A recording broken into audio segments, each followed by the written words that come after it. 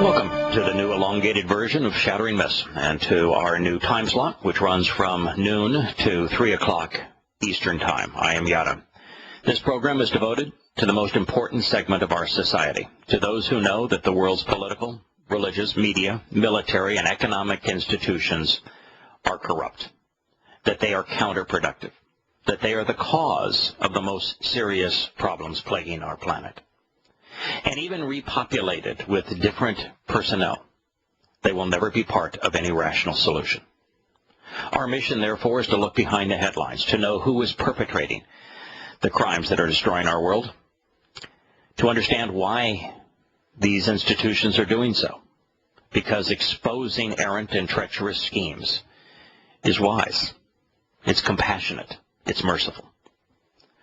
Further, during our second hour, we're going to use evidence and reason to explore the Torah, which means teaching, not law, because its covenant provides the only reliable guidance for you and your family. Our number, if you'd like to participate in this program now at any time over the next 3 hours, is 877-300-7645. Just by way of overview, since we haven't discussed this in some time, there are a baker's dozen of topics that I enjoy talking about, that I have at least some expertise in and can add to the discussion. And so at any time during the next 3 hours, if you or on any future program want to discuss any one of these topics, this program is for you. And I'm going to go through them and tell you about the topics that I think are appropriate for the show, and the half a dozen that are not. We'll begin with politics and patriotism. Now, here, so long as you know that I'm an opponent and not an advocate, we can have a lively discussion. I am not aligned with any political party. I do not endorse any political party. I do not encourage patriotism. I instead serve in this role to expose and condemn the problems associated with political institutions. The same thing could be said of religion. I am not a member of any religion. I do not have any affinity with any group. I'm opposed to Christianity, to Islam, to Judaism, to socialist secular humanism, to Mormonism, to Scientology, you name it. And we can talk about the reasons why. And if you want to call and advocate on behalf of any one of those religions, you will be given the opportunity to make a point. State whatever you think is the single most important aspect of your cause, and then I will use my time to repudiate your statement. Economics is a topic that I enjoy talking about, from taxation to inflation, from fascism to communism, from fiat currencies to national debt. If you would like to talk about the fate of your country, any country, where it is headed, what the consequence is of fiat currencies, debt, taxation, inflation, and the subtle differences between fascism and communism, this show is for you.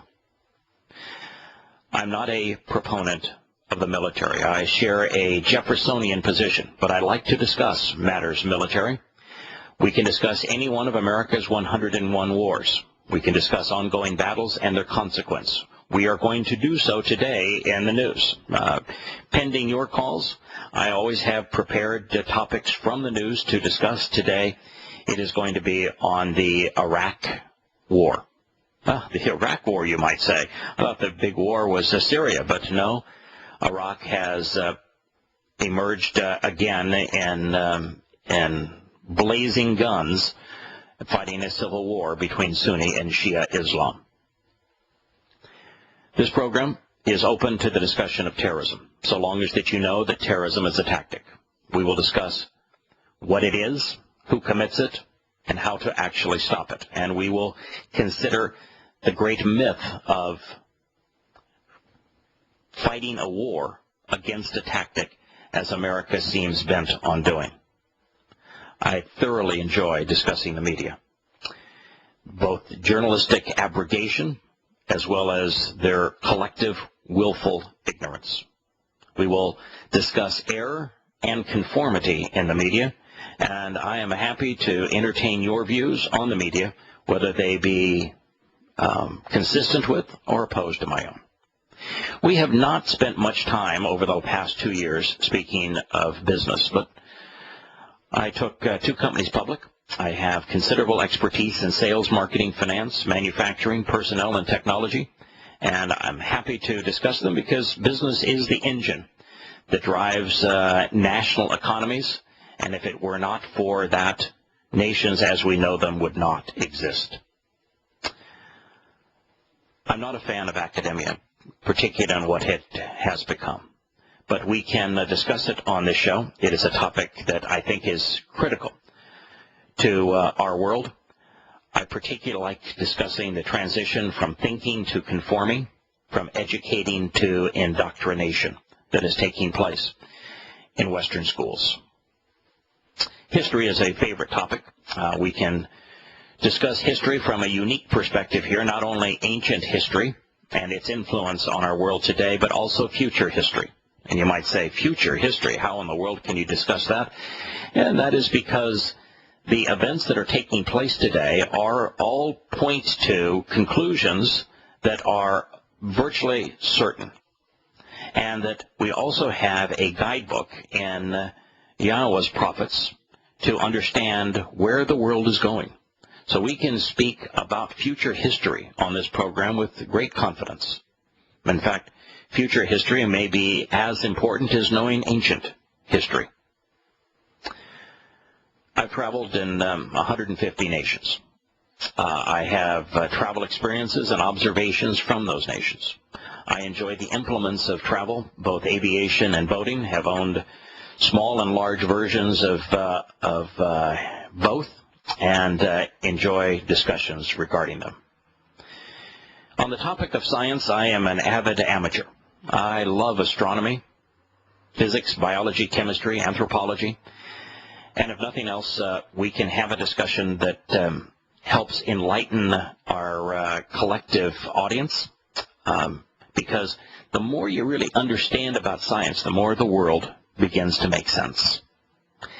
There are lots of programs devoted to sports, and while I enjoy most and played most, we've never had a sports discussion on this show, with the exception of my show's producers. Scott in the past has been an avid sportsman. Aaron currently enjoys sports, and so I'm game for it. It's probably not the best use of our program, but I'm certainly game for it. My favorite topic, of course, is the Torah. Its purpose, its teaching, its covenant, and its author. We will inevitably dedicate the last half of each day's programs to what God has to say.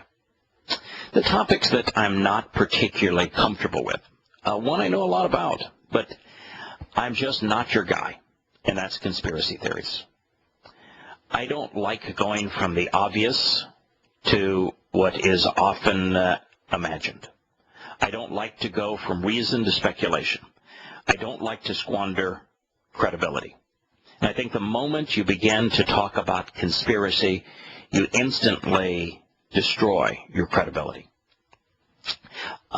The other issue is that quite often in conspiracies, very elaborate schemes are presented when the obvious is far more enlightening, far more pertinent.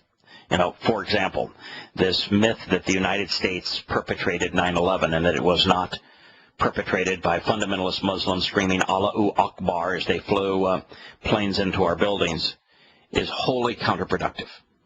So we're not going there. Now, I've read everything I think there is to read about the original documents of Adam Weishaupt and his creation of the Order of the Illums and how it influences our world today. And so I'm willing to have brief discussions on the influence of Adam Weishaupt on, for example, Jefferson and Washington, Benjamin Franklin, the founders of America. But we aren't going to devote this program to conspiracy theories. In entertainment, there's a lot of hosts that are really good in that field, and I am very weak on movies, Broadway shows, particularly video games, and gambling. This is not a program for that. As it relates to personal advice, I am not qualified as a psychologist and will not go there. Having listened to the various psychology shows on the air, I'm not sure that hosts of those shows are qualified either. There are a lot of shows that are devoted these days to sexual trends, and as it relates to societal influences, it's fair game. We can discuss things related to sexual trends, but my views are going to be consistent. I believe that everybody should have the freedom to do whatever they want, but not promote whatever they want. Technology, there's, again, many shows, particularly on the weekends, of technologists, and even though I was the founder and CEO of a technology company, you know, I'm still an analog guy that found himself stuck in the digital age. So that's kind of the review of topics. 877-300-7645, and we'll discuss any of them. At this time, I want to go to our first story, at least in our new time slot. It is brought to us by CNN. It is important that you know that the source of this story is CNN, that the dateline is Washington, D.C., because it is filled with mistakes. But worse than that, this story is written at the level of a grammar school student. I suspect the writing level here would be consistent with a child in the 5th or 6th grade. And we, throughout this review of this story, will be asking ourselves, why was it written at this level? Has America really been dumbed down to the level that to communicate effectively with a large audience, you have to speak at a grammar school level? This Dateline Washington, CNN, report reads, the recent fighting. Now, I think we should call it what it is. This is a religious civil war between Sunni and Shia Islam in Iraq has posed a serious challenge, the CNN journalist writes, to Prime Minister Nouri al-Maliki and his government, raising questions about his ability to hold the country together amid a rising insurgency. When we return to Shattering Myths, we're going to shatter all of the myths incorporated in that statement by CNN because it is disingenuous.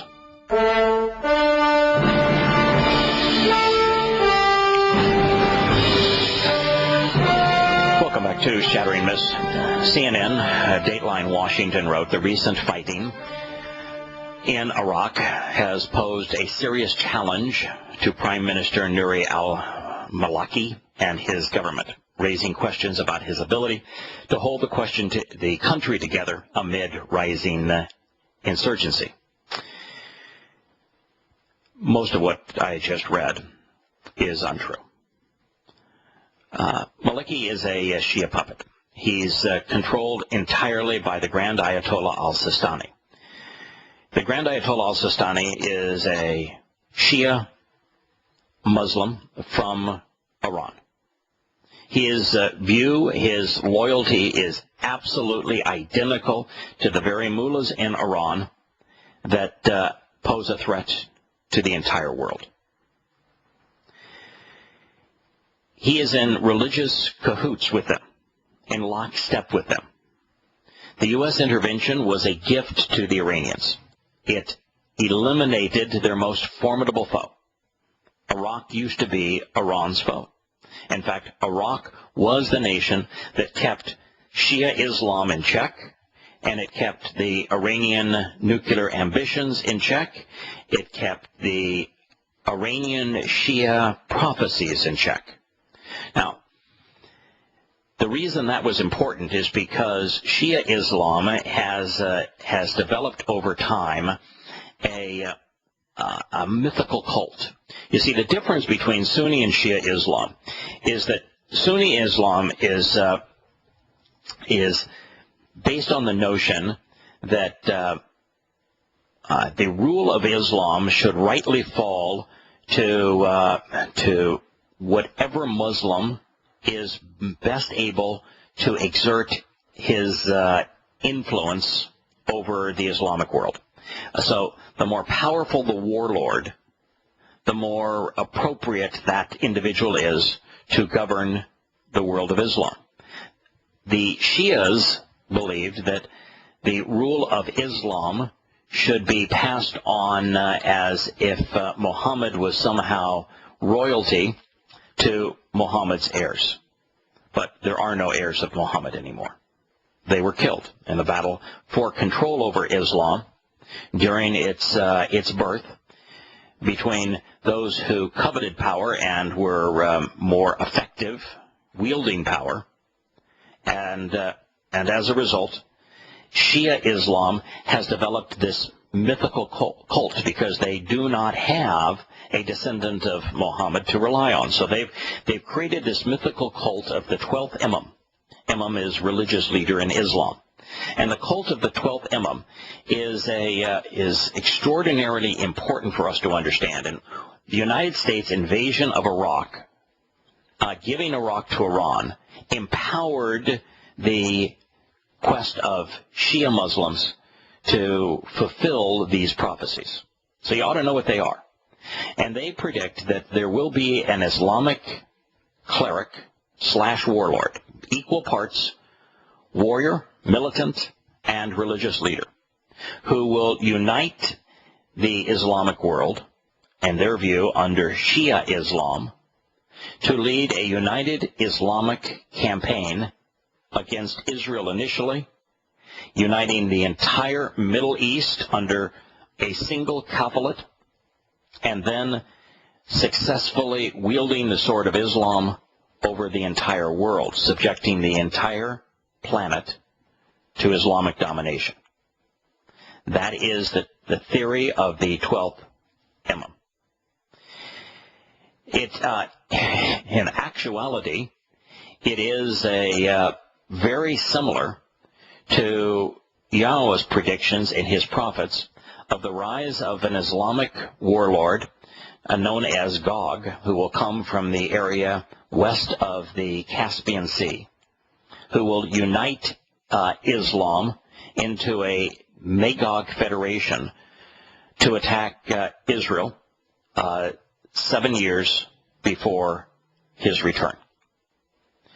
And so the predictions are stunningly similar, with the exception of God is 100% right in what he predicts, and Hasatan, who is the adversary, knows precisely what he has predicted and has woven it into the Islamic religion, where they have been convinced that their Islamic leader, their religious and military crusader, is going to be advocating for God as opposed to advocating for Satan. But this is what America unleashed in the Islamic world by invading Iraq and giving it to Iran. That country is hopelessly broken at this point. And if you're an American, you can say with me, we broke it. Now we will return to Shattering Myths and explain this further after the commercial break.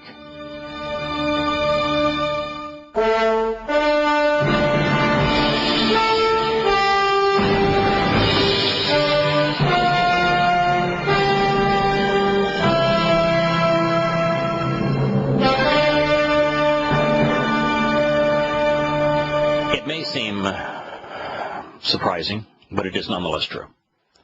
The United States invasion of Iraq was a gift to the Iranians.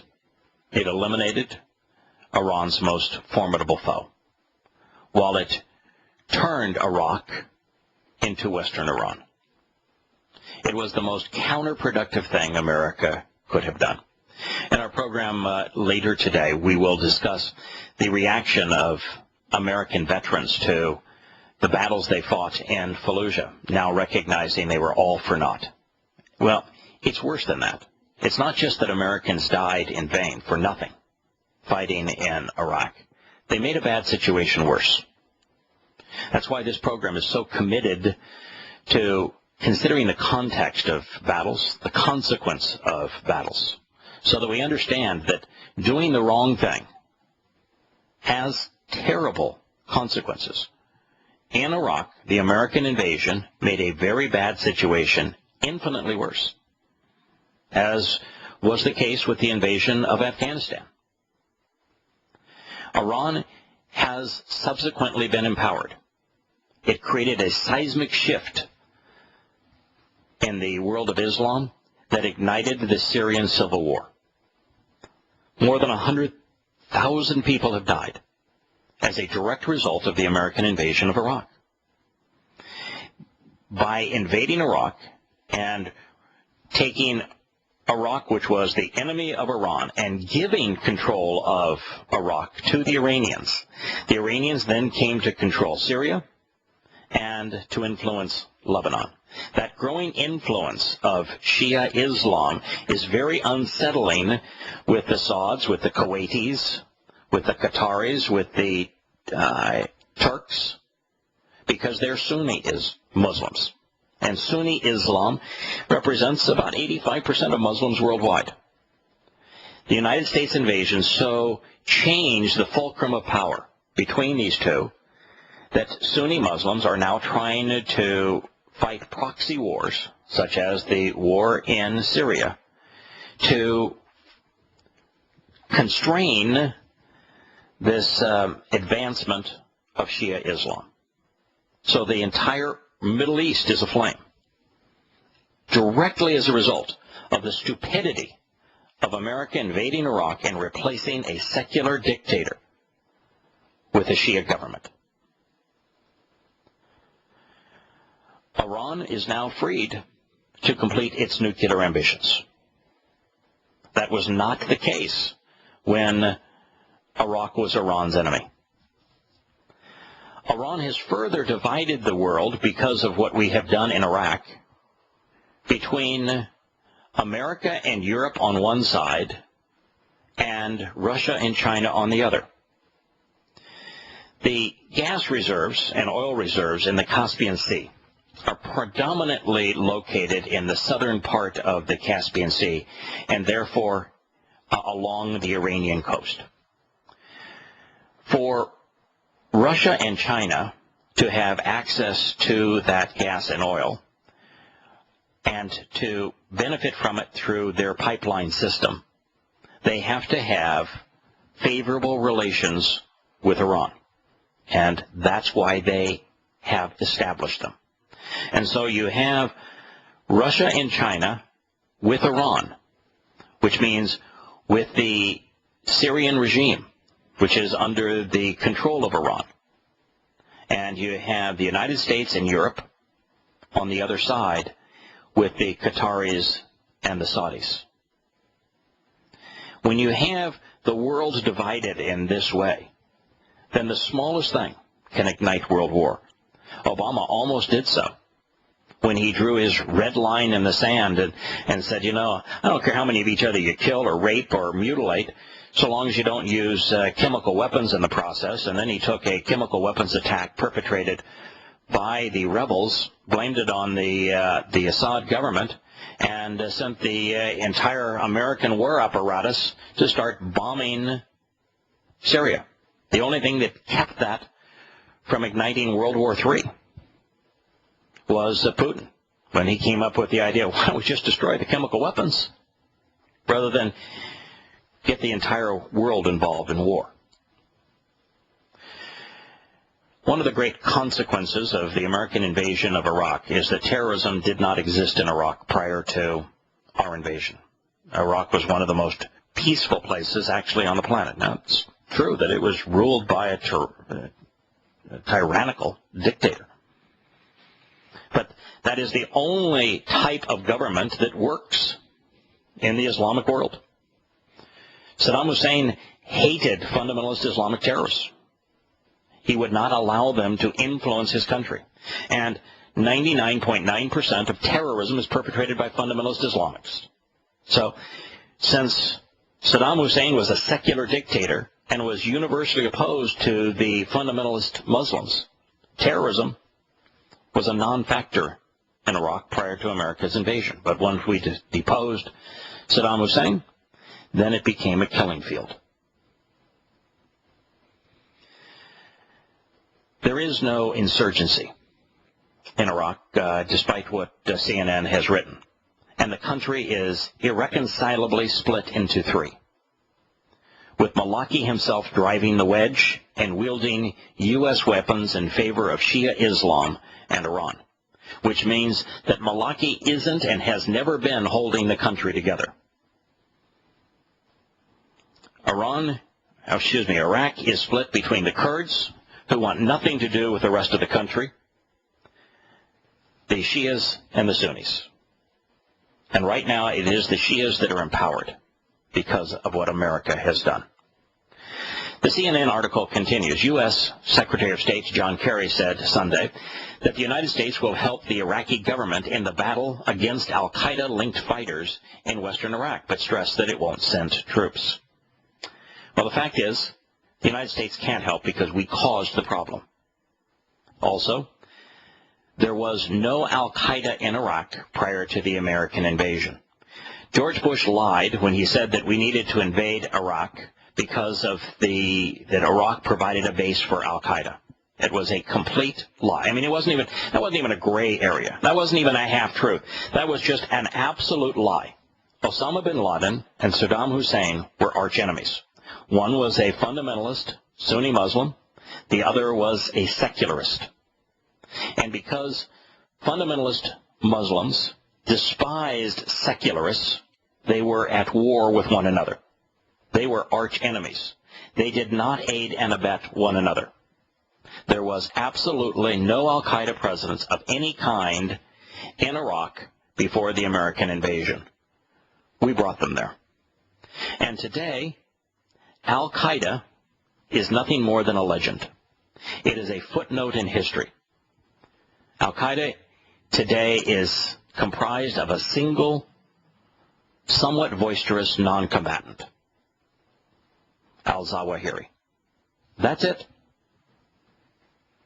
If the United States murdered the last man standing as part of what was al-Qaeda, I should say the last man squatting, because that's what they tend to do, it would have no effect on terrorism whatsoever. None. Al-Qaeda was never a relevant organization. Al-Qaeda didn't even exist before America, under Zygmunt Brzezinski and Jimmy Carter, went to the Pakistani government and asked the Pakistani government if they could use their Taliban, yes, the Taliban is an agency of the Pakistani government, to fight a proxy war against the Soviet Union in Afghanistan.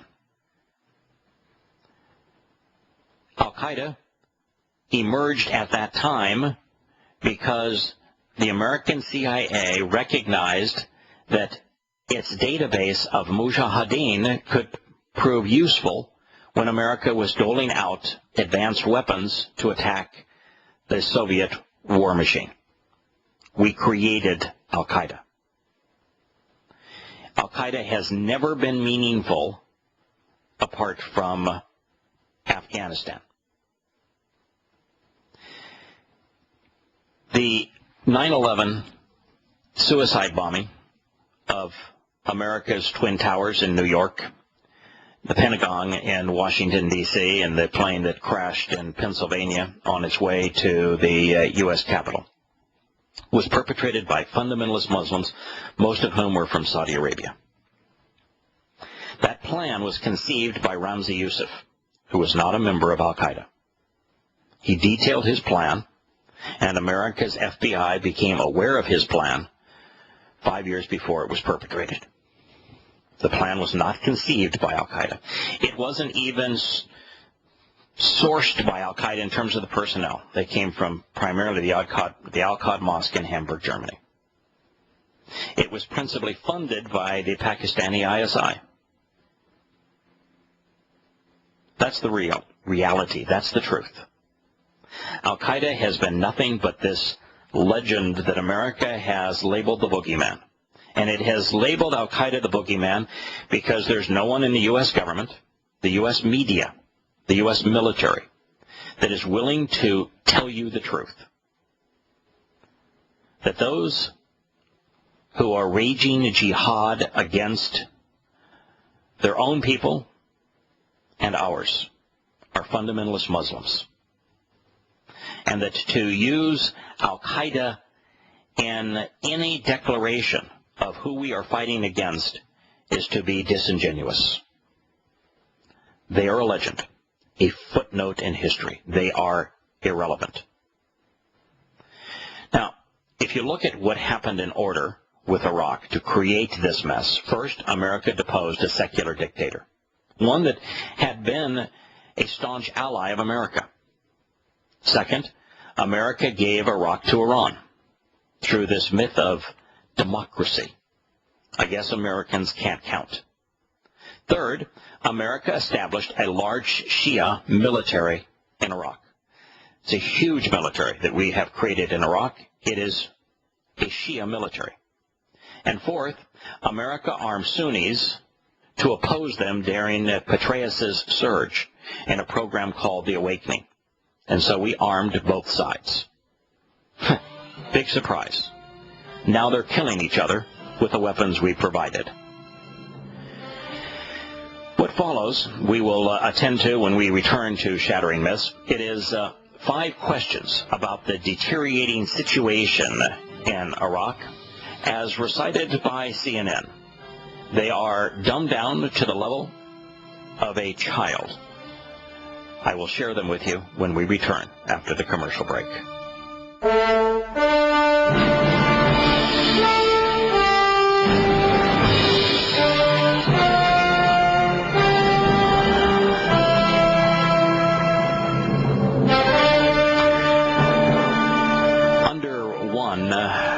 On this CNN article, Dateline Washington, in bold letters, headline letters, it reads, "I thought the Iraq war was over.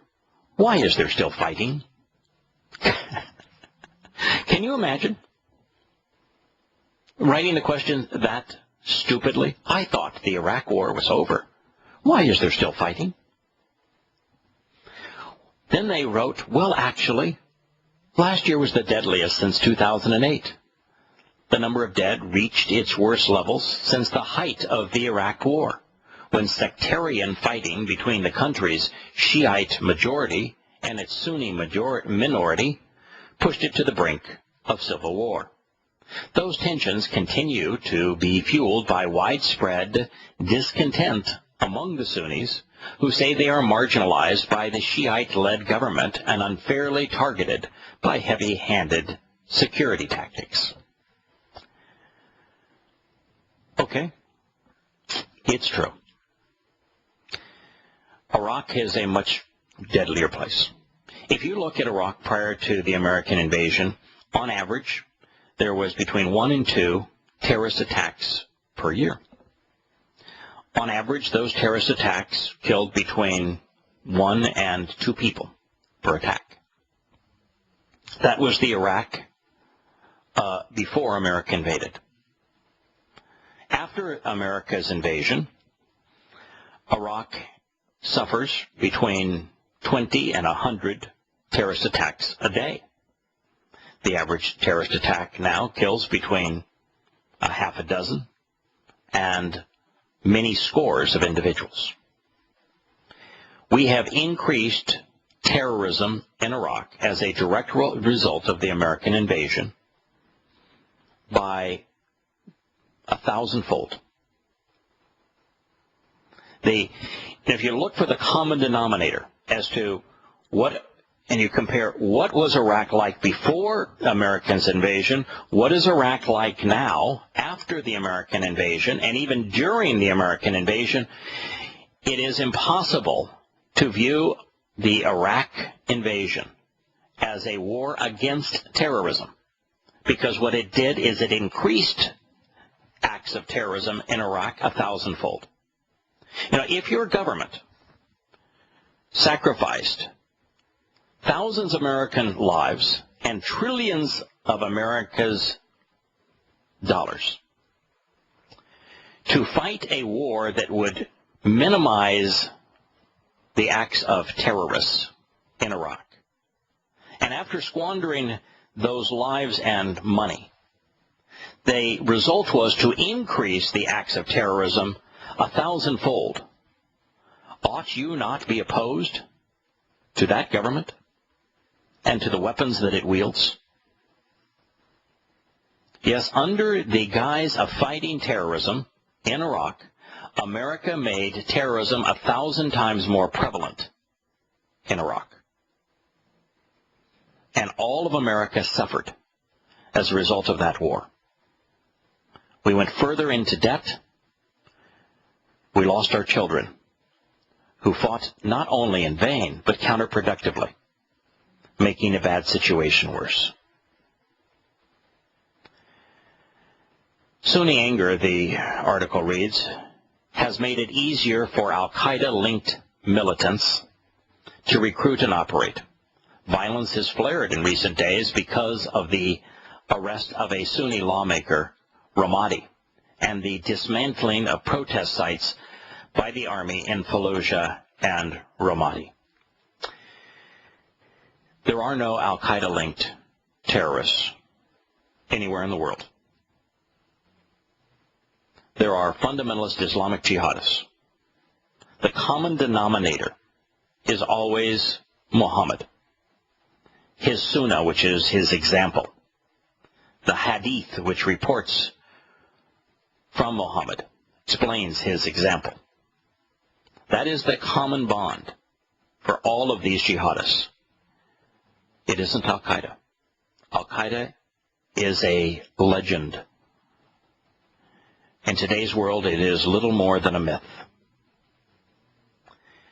It is this Sunni anger at being treated like infidels by the Shia government that America imposed in Iraq that has caused the Sunnis in Iraq to use the weapons that America provided them to lash out and kill the Shias in Iraq who are wielding the same weapons, even more weapons also that America provided. This is what is happening there, and we caused it to happen. We'll be back in a moment.